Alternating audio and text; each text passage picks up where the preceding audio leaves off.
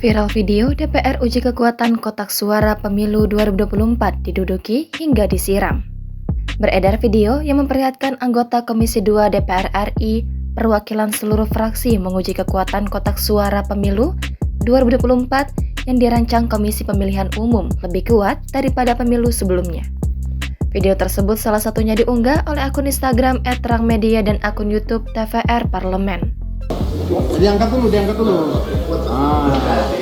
Bawa muter-muter dulu. Komisioner yang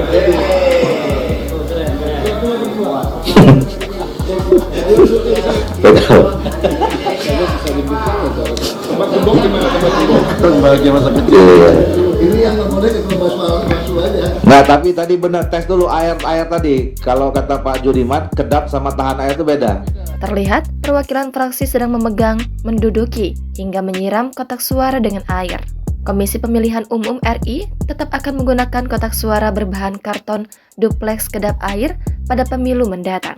Kotak suara ini dinilai relatif aman. Hal itu disampaikan Ketua KPU RI, Hasyim Asy'ari kepada awak media pada Selasa 30 Mei. Dijelaskan lebih lanjut oleh Hasyim, pihaknya saat ini sedang melakukan uji coba guna memperkokoh kotak suara. Langkah ini lahir hasil dari evaluasi dari pemilu sebelumnya. Adapun beberapa bagian yang coba diubah oleh KPU adalah pada bagian jendela dari kotak suara. Hasyim menuturkan pihaknya hendak mengakomodir kotak suara tersebut supaya transparan. Jangan lupa subscribe, share, komen, dan like ya!